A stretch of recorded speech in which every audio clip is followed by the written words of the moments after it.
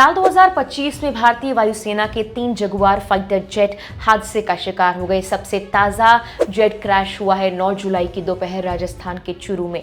Fighter jet पर सवार दोनों पायलट शहीद हो गए, जिसके बाद ये चर्चा तेज हो गई कि भारतीय वायुसेना सालों पुराने जगुआर को क्यों उड़ा रही है।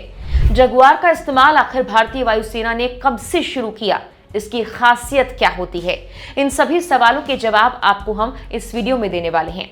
सबसे पहले चूरू हादसा कैसे हुआ वो बताते हैं। 9 जुलाई को दोपहर 12:40 का वक्त था जब चूरू में जगुआर फाइटर जेट क्रैश हुआ। जेट श्री गंगानगर के पास सूरतगढ़ एयरबेस से उड़ा था।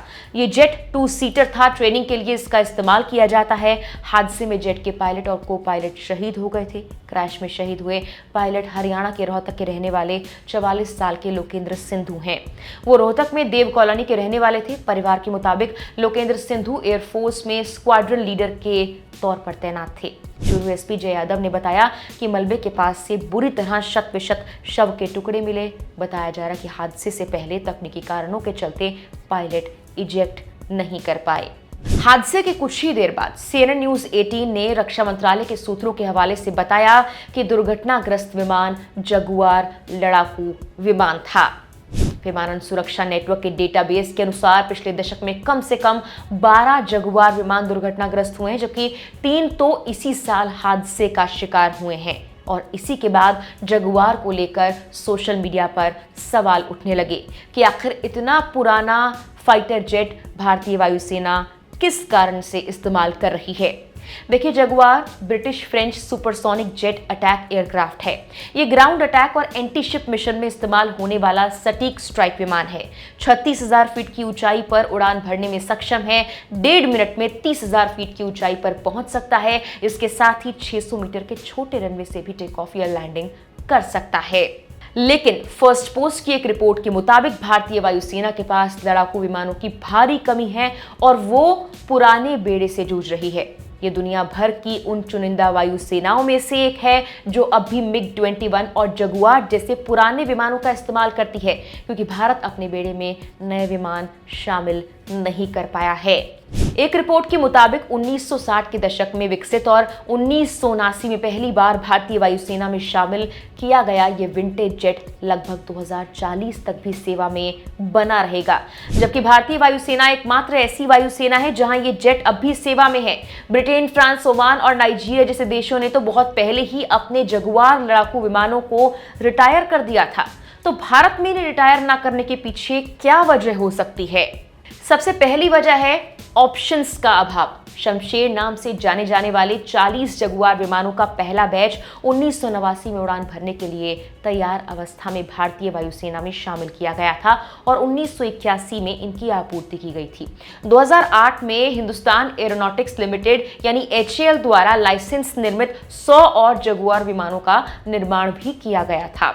कुल मिलाकर भारतीय वायुसेना ने पिछले कुछ सालों में अलग अलग तरह के लगभग 160 जगुआर विमानों को शामिल किया।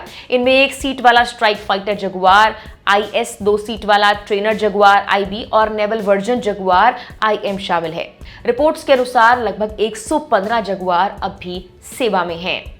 हालांकि भारत को नए विमान खरीदने में ज्यादा सफलता नहीं मिली।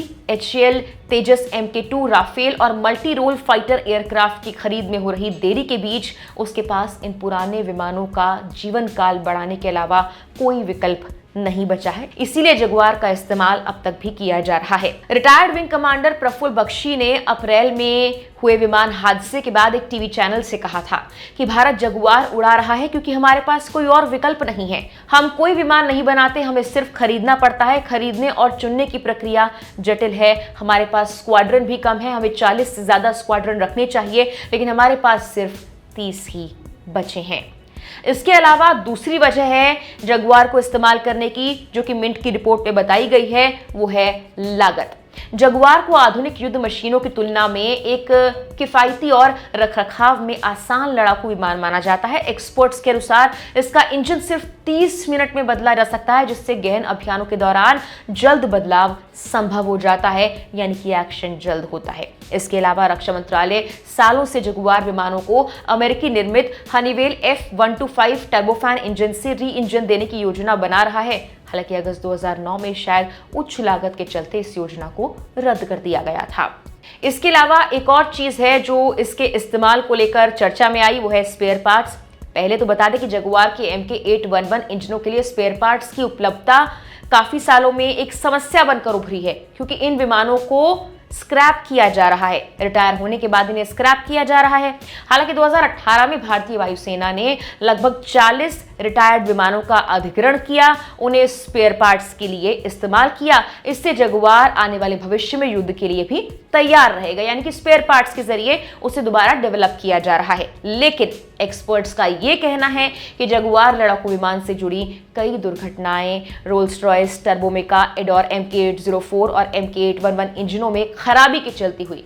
कई एक्सपर्ट्स का मानना है कि इन इंजनों की सबसे बड़ी चिंता थ्रस्ट आउटपुट है, जो भारत की गर्म और ऊंची उड़ान परिस्थितियों में, खासकर हिमालय के आसपास अग्रिम हवाई अड्डों से अपर्याप्त है।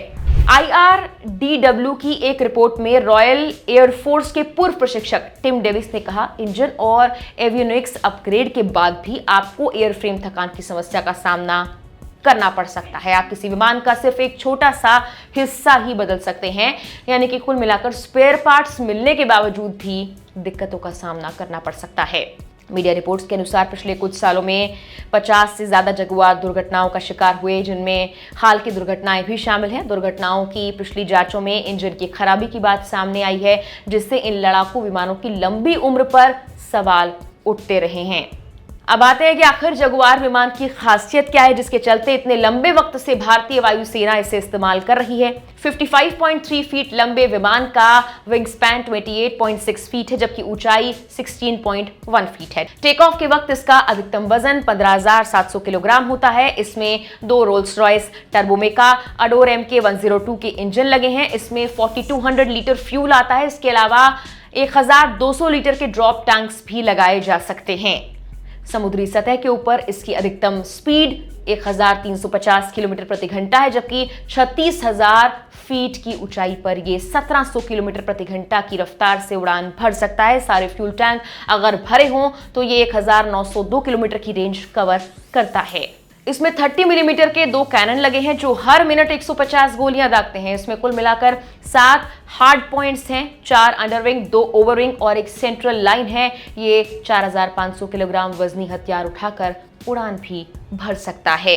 बता दें कि इसी साल 2 अप्रैल को गुजरात में एक जगुआर विमान दुर्घटनाग्रस्त हुआ था, जिसमें 2 पायलट में से एक की मौत हो गई थी। 7 मार्च को फिर एक बार हरियाणा में एक जगुआर विमान दुर्घटनाग्रस्त हुआ था, लेकिन इस हादसे में पायलट सुरक्षित बच गया था।